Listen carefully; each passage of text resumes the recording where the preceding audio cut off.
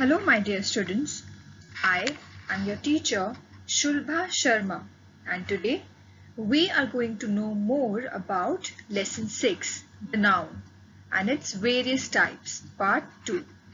We are going to have a quick recap first and then go ahead with the exercises.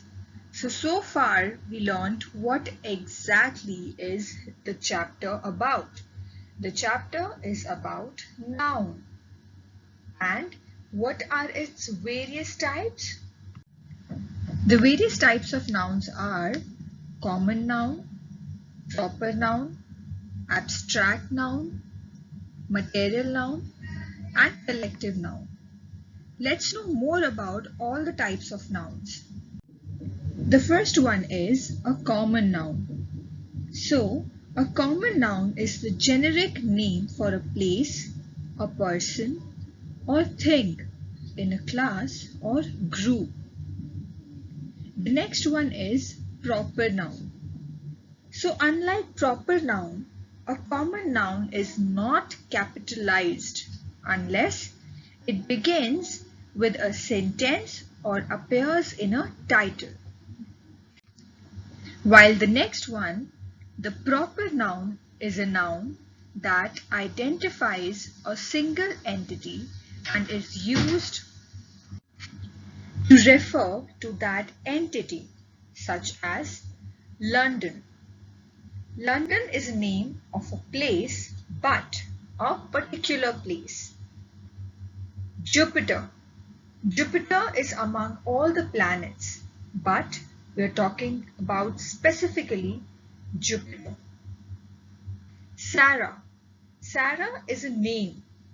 Now we are talking about Sarah separately. Hence, it is a proper noun.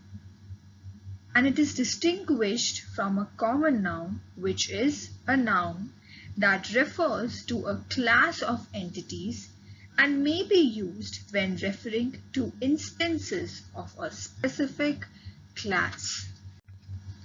The next one comes up to be as abstract nouns. The abstract nouns are a type of noun that you cannot see or touch. It may include an aspect, a concept, an idea, experience, state of being, quality, feeling, emotions, or other entity that simply cannot be experienced with the five senses.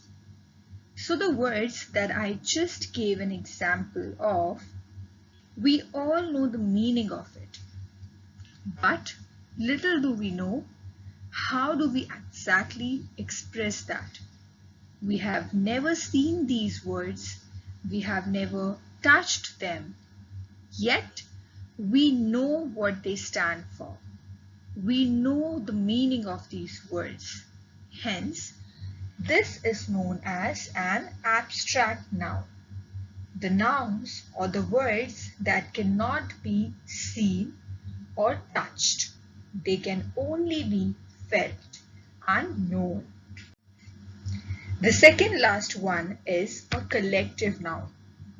A collective noun is a word or a phrase that refers to a group of people or things as one entity. Collective nouns represent more than one person or thing in a class. It isn't possible to have just one lion in a pride, right? Or a single flower does not make a bouquet. So lion here will be a plural. It becomes a pride of lions. And flower will become a plural, which means a bouquet of flowers, or a troop of singers, or a school of students. It is not possible that a school has only one student, right? It is not practically possible. Hence, we use collective nouns to express the various groups. This is called a collective noun. which usually represents more than one person or a group of something. The last one comes up to be material noun. A materialistic noun is a noun that describes the name of the material. For example, money, aluminium, gold, etc. We very well know that there are very expensive and nice items that are being made with gold or aluminium. So these words are known as material noun. Now let's go ahead with the exercises of these chapter. Read the following sentences having nouns and write whether they are common, proper, collective, abstract or material noun. So first one is, we celebrate Republic Day on 26th January. So here you can say that a particular day has been mentioned along with a particular date. And when something very special also in capital letters has been mentioned, it becomes proper noun. What does it become? Proper noun. The next one is, they pleaded for mercy. Now mercy is something that we have obviously never seen or touched. Yet we know what exactly mercy is. Hence, we will call it an abstract noun. The third one comes up to be, a committee of 10 was appointed. Here, 10 is known as a group of people, and a group here is committee. So, we will call it a collective noun. The next one is, the stepmother loved Cinderella. Now, who exactly is Cinderella? We all know.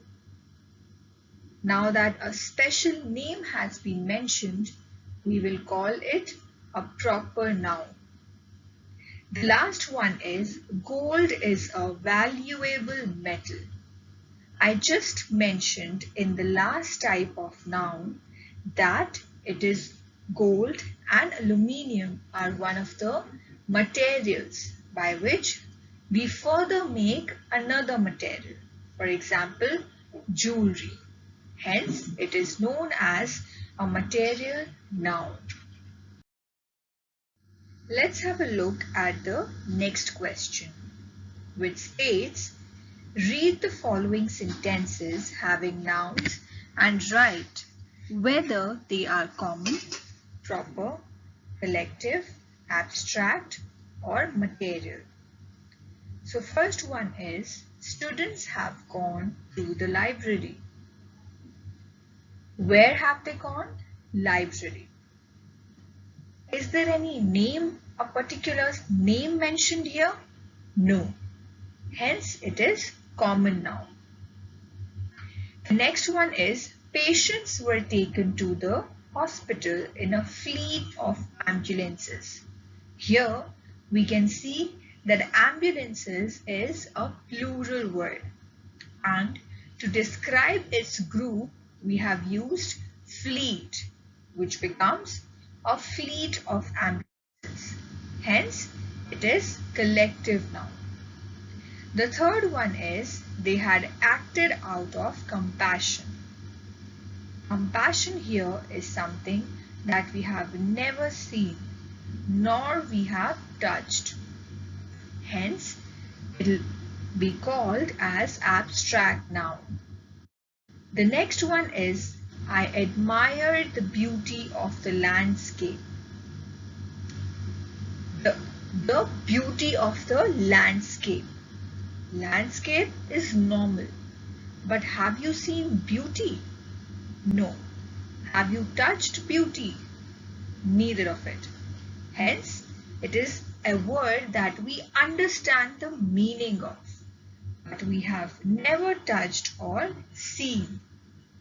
Hence, it will be called as abstract noun. The last one is the Sanchi Stupa is a Buddhist monument. Now, which is a Buddhist monument? The Sanchi Stupa. Since a special name has been mentioned here, we will call it a proper noun. So this is how we will identify the different types of nouns that we have learned so far. The next question is a bit tricky, but I'm sure you will definitely get through it. The question states as, complete the following crossword for finding out the hidden profession in the dark block. Number 1 is someone who performs in films. We all know who performs in films. There are the actors who performs in films. There are many OTT options available on Netflix, Amazon, etc., as well as the big movie stars which are launched in the theaters. So all of these people who act in a certain movie or a drama, they are called as actors. The next one is someone who looks after ill or injured people in a hospital. Now, someone who looks after us, it can be our parents also, but do they always see us when we are ill or injured? Or do we find them in the hospital? No. We find nurses in the hospital or doctors in the hospital who help us around.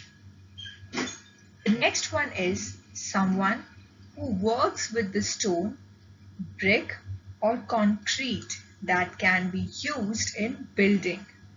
I'm sure the place where you are living in is also made of brick, stone and concrete. So have you shown interest in knowing who exactly has made that? The mason has made that. I'm sure the architecture must have planned the whole designing of the house or the building, but it is the mason who prepares the whole design. Stones, bricks and concrete are the things that are being used by the mason to create the building. The next one comes up to be someone whose job is to do scientific research. This one seems to be easy though. There are many scientists who have been working on the vaccines, who have been working to have a look on the other planets like Mars mission. What are they exactly called? They're called scientists. They're called scientists. So scientists are the one whose job is to do scientific research. The next one comes up to be someone whose job is to treat ill or injured people. It is very much similar to the second question. So the answer to this question will be a doctor.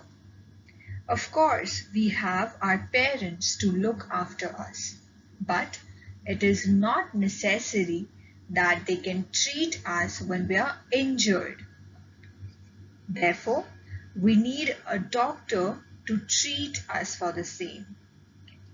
Right now, at this condition, we have doctors at all their facilities available for us.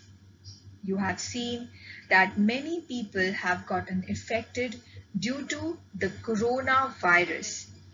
The reason why nurses and doctors have come forward to pay their duty and save us from our lives. They have gifted us a new life. I'm sure, unfortunately, most of you or your relatives must have been affected because of this disease. This is why doctors are one of the gods that come forward to help us in the same. Thank you so much, students, for listening to me. God bless you. Students, I would request you to practice all these exercises at your home and ask me questions in the comments if any. Thank you so much for your time. God bless you.